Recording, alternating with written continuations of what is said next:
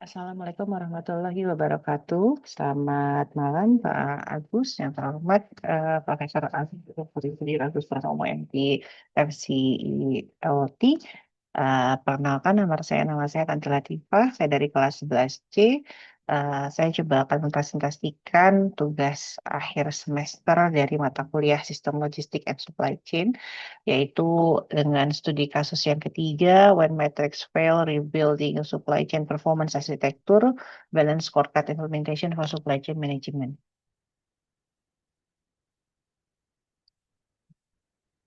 Oke, latar belakang kasusnya sesuai dengan soal yang sudah diberikan bahwa saat ini PT Pos Indonesia sedang melakukan transformasi bisnis menuju logistik berbasis digital dan e-commerce fulfillment. Dalam 3 tahun terakhir, perusahaan mengalami pertumbuhan volume paket sebesar 22% per tahun, peningkatan biaya operasional 18%, penurunan on-time delivery dari 94% ke 88%, inventory imbalance antara hub, dan tingginya komplain pelanggan terkait keterlambatan. Saat ini direksi sudah menyadari bahwa masalahnya bukan hanya operasional tetapi arsitektur pengukuran kinerja. Kemudian juga ada juga kondisinya KPI tidak selaras, tidak adanya integrasi score based measurement dan badan scorecard-nya belum diterapkan di fungsi logistik, dashboard-nya belum real time, masih manual, kemudian benchmark eksternal tidak dilakukan. Masalah intinya adalah ada 4. Satu, apakah KPI yang digunakan saat ini sudah benar-benar mencerminkan strategi perusahaan? Apakah pengukuran yang ada mendorong perbaikan atau justru menciptakan silo? Bagaimana membangun sistem pengukuran yang terintegrasi pada level operasional hingga strategis? Dan bagaimana memastikan matriks menghasilkan action? Ini diasumsikan pada case ini on-time delivery-nya adalah 88%. Kemudian order fulfillment cycle-nya naik sebesar 15%, dengan freight cost per unitnya naik 12%. Supply chain cost-nya 19% dari revenue, dan inventory turnover menurun dari 9 ke 6 kali. Kemudian ada aplikasi yang digunakan yaitu aplikasi ERP, TMS, dan UMS untuk mendukung proses logistik, namun belum fully integrated dan masih berjalan masing-masing. KPI review yang dilakukan tahunan. Oke, dari latar belakang tersebut, saya diminta untuk menghasilkan output berupa supply chain management balance scorecard blueprint dan map strateginya. Dan ini saya bertindak sebagai independent supply chain performance auditor dan strategic advisor. Oke, ini adalah tampilan balance scorecard blueprint, di mana ada 4 kriteria perspektif yang digunakan, mulai dari yang paling bawah adalah learning and growth sebagai pondasi, ada juga internal process, customer, dan financial.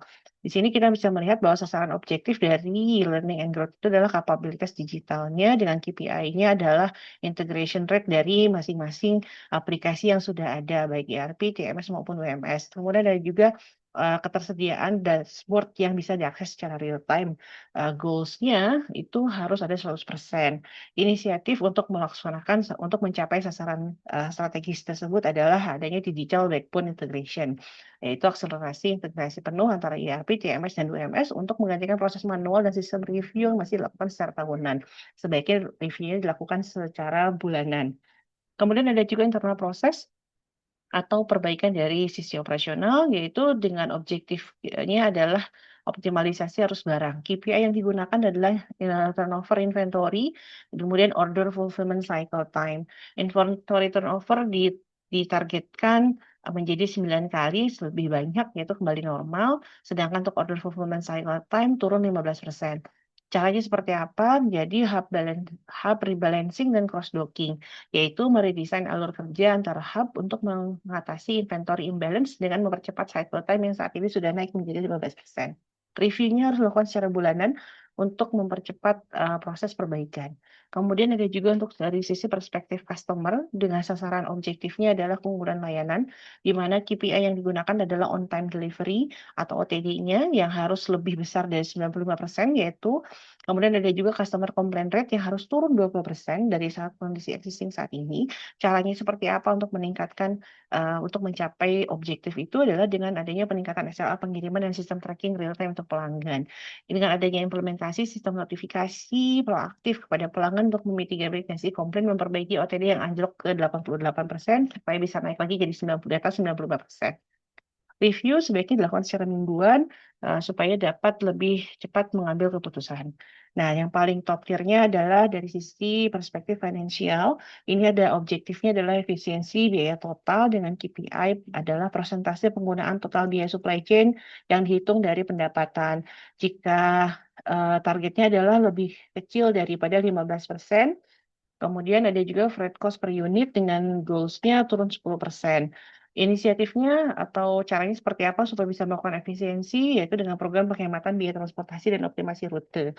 Kita perlu mengaudit ulang rute pengiriman dan negosiasi ulang kontrak vendor transportasi untuk menekan biaya sebesar 12% pada freight cost. Ini dapat dilakukan review secara bulanan. Sebenarnya inisiatif ini perlu dilakukan untuk mengunci silo antar unit. Dengan adanya integrasi sistem, maka data yang dihasilkan bersifat real time sehingga unit operasional tidak perlu lagi bekerja secara terpisah-pisah. Jadi semuanya sudah terintegrasi, lebih mudah mendapatkan data secara real time untuk mengambil keputusan.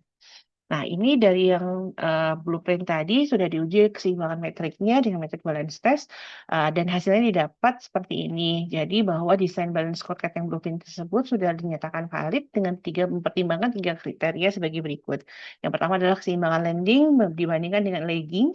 Lagging faktornya adalah penurunan biaya logistik dengan hasil akhir dan leading indikatornya integrasi sistem ERP, TMS, dan WMS sebagai pemicu efisiensinya. Kemudian ada juga keseimbangan internal dibandingkan dengan eksternal, bahwa di internal adalah fokus yang ada pada perbaikan inventory turnover yang merosot dari 9 ke 6. Kemudian dari sisi eksternalnya sendiri, fokus pada pembangunan ekspektasi pelanggan on time delivery di pasar e-commerce. Sedangkan untuk keseimbangan operasional dibandingkan dengan strategis perusahaan, itu menghubungkan efisiensi pengiriman harian atau freight cost-nya dengan target transformasi bisnis agar menjadi pemain logistik di kelas dunia. Itu sesuai dengan strategis perusahaannya.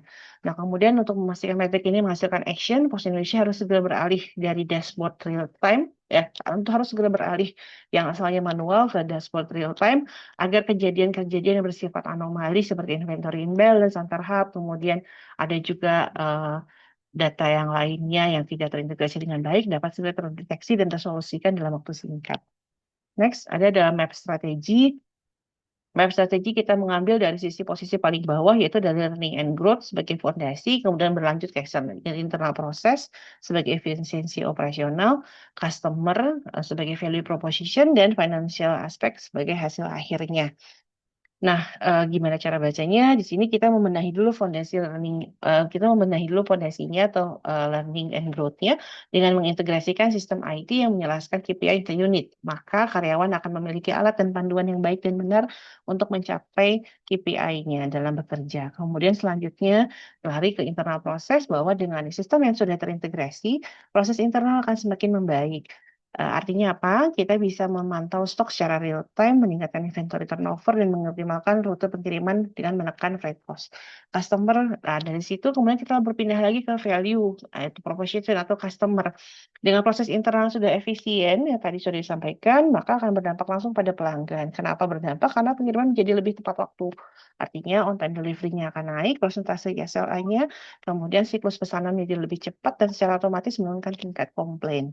Dan hasil akhirnya adalah adanya kepuasan pelanggan dan efisiensi biaya, yang artinya bahwa target finansial itu sudah tercapai.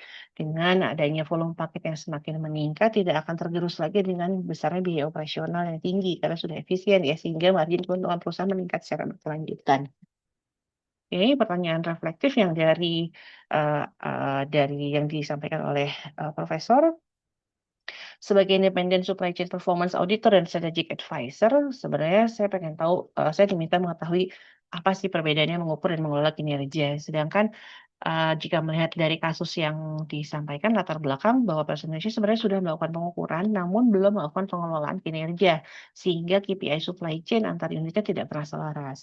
Apa sih perbedaannya? Mengukur kinerja itu adalah proses pengumpulan data untuk mengukur kondisi yang saat ini terjadi. Sedangkan mengelola kinerja adalah proses aktif menggunakan data hasil pengukuran untuk mengambil tindakan korektif. Jadi setelah diukur, mengetahui kondisi existing saat ini, kemudian kita kelola lagi untuk mengambil tindakan korektif. Oke, kemudian ada juga kenapa sih KPI masih underperform meskipun sudah ada KPI-nya. Ini sering terjadi karena KPI-nya tidak selaras antar unit kerja itu memiliki tujuan yang saling bertentangan atau silo, sehingga satu departemen terlihat sukses sementara di performa seluruh perusahaan menurun.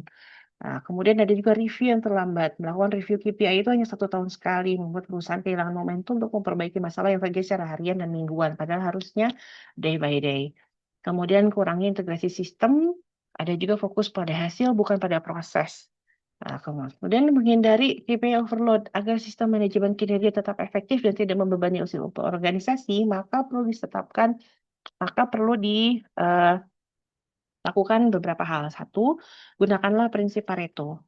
Fokus dulu pada 20% metrik yang memberikan dampak 80% pada strategi perusahaan. Kemudian adopsi framework yang terstruktur, gunakan balance scorecard untuk memastikan hanya metrik esensial dari 4 perspektif yang dipantau.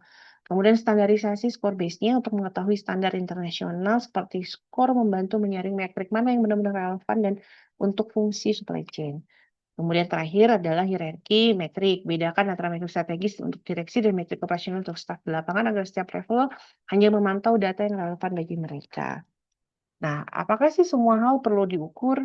Tentu tidak. Gitu. Mengukur segala sesuatu hanya akan menciptakan kebisingan atau noise dari data itu sendiri. Nah, ukurlah hal-hal penting yang memang mencerminkan strategi perusahaan dan dapat dikendalikan dan ditindaklanjuti. Kemudian jika sesuatu sudah diukur tapi tidak pernah dilakukan action, maka pengukuran tersebut hanya akan membuang sumber daya, hanya membuang energi kita saja. Fokuslah pada metrik yang memiliki korelasi kuat dengan kepuasan pelanggan seperti on time delivery dan kesehatan finansial perusahaan, seperti menekan efisiensi biaya supply chain. Demikian, terima kasih Profesor Agus atas waktunya. Demikian presentasi yang bisa saya sampaikan. Semoga berkenan. Mohon maaf jika ada kekurangan. Wassalamualaikum warahmatullahi wabarakatuh. Selamat malam, Prof. Terima kasih.